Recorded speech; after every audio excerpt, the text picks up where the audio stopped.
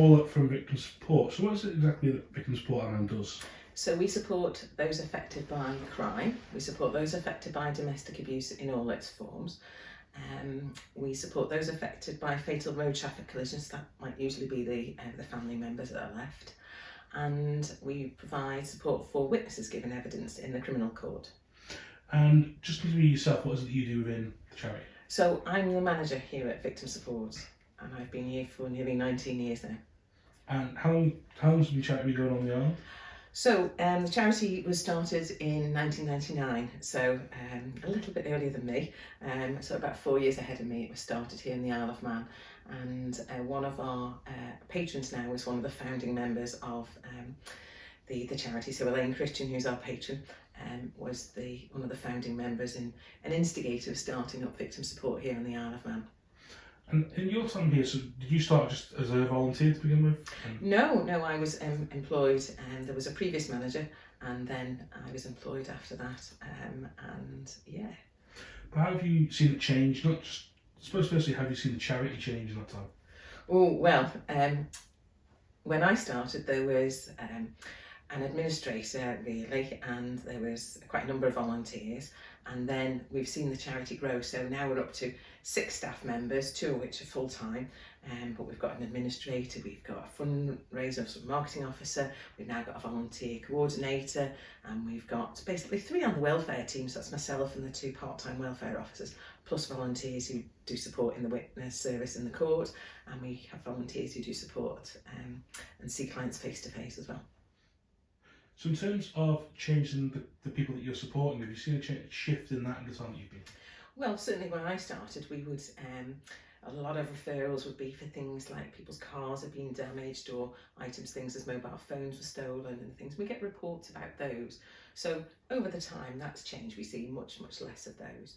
But we see more of things like physical assaults, and definitely we see more clients who are affected by sexual assault.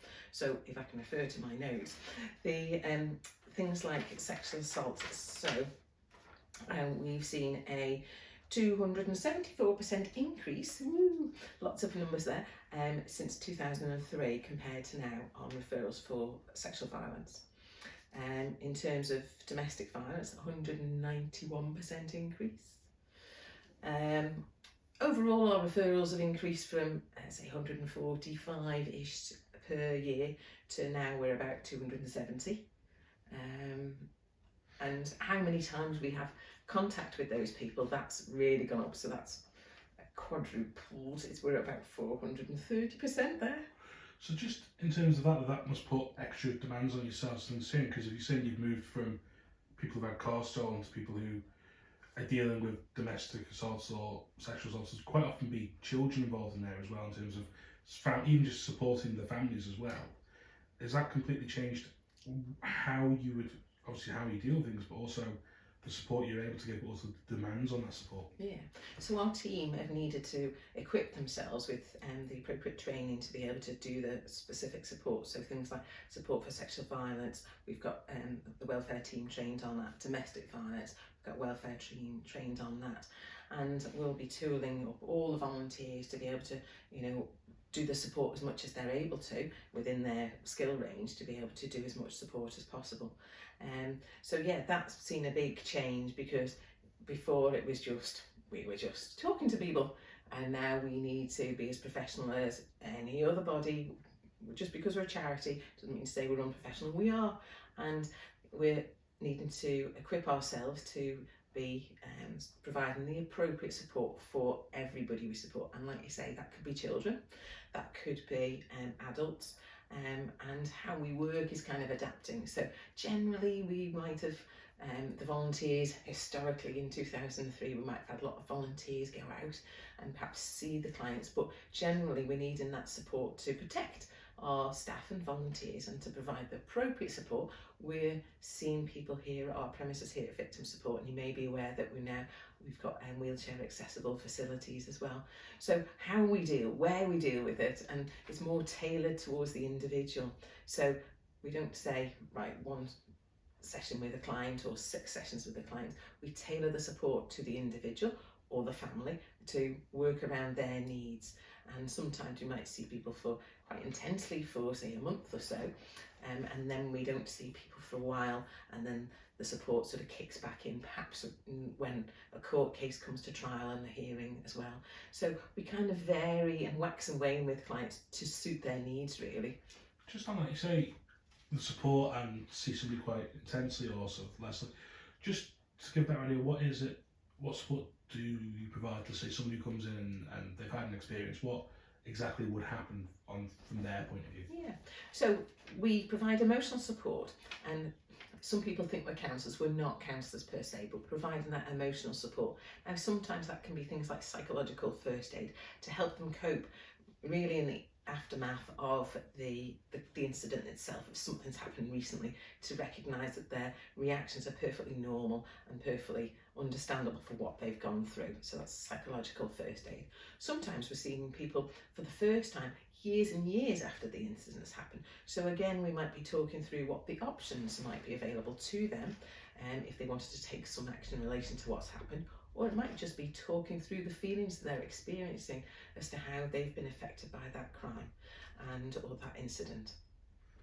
Sometimes people have left relationships and they're now recognising that there might have been a controlling partnership that they were in, or marriage, and it's sort of talking through some of that and to help sort of them to understand it, to recognise that it wasn't their fault, and to work through some of their individual situations. So it might be some practical things they needed to do. So again, we'll tailor that to their needs. So it might be, for example, they might need their locks changing to improve their security. So we can tailor that specific support for them if they can't afford to do that.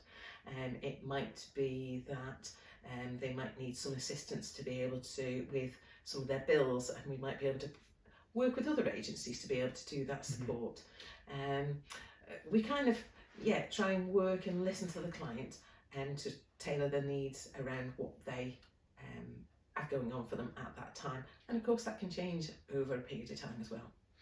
And just for dress in Yellow Day, yeah, what can you tell us about that? Like, what is the point behind it? What is it that it does? So really it's trying to raise awareness about sexual assault and sexual violence, and that's the week we've got targeted in February. And we're wanting to raise awareness that unfortunately sexual assaults do happen, but it is not okay. And to raise awareness throughout the community. Now, whether that be in workplaces, whether that get people talking about it, whether to schools, colleges and pupils, and people talking about it, that actual sexual assault is not okay. But also on the back of that, and as another aside from it, is we're hoping to raise some funds for Victim Support Isle of Man to be able to help us to support other people going forward. Because like I say, we've had an increase in sexual violence, and what was the statistics? They've gone up 274% since 2003.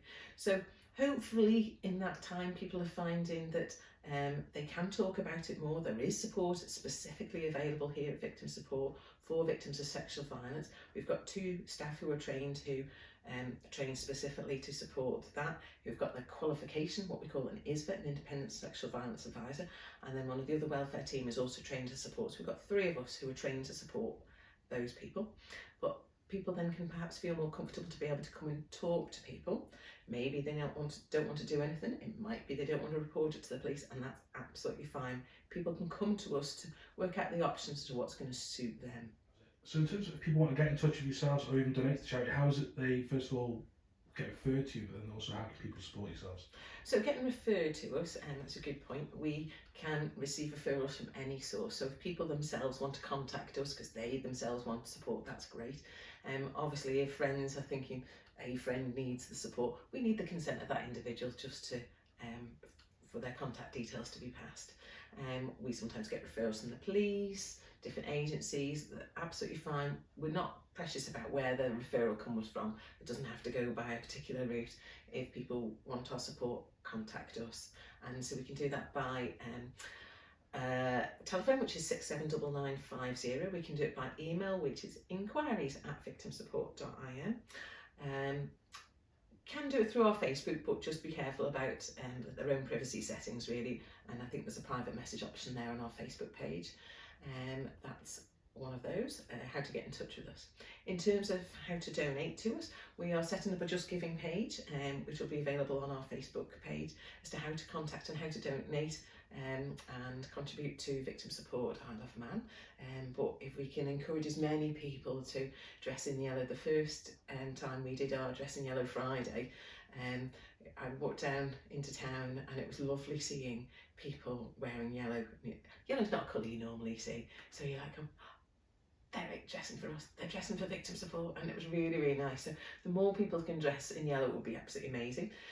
The date is the Friday the 11th of February, and even if it's just a couple of people who want to get together and say, okay, we've dressed up and we've just got a yellow bow tie on, a pair of yellow rubber gloves, whatever, it doesn't matter, and just to share their photograph with us on our social media, on our Instagram and Facebook and Twitter, that would be great, whichever medium suits them. Just raise awareness that sexual violence is not okay.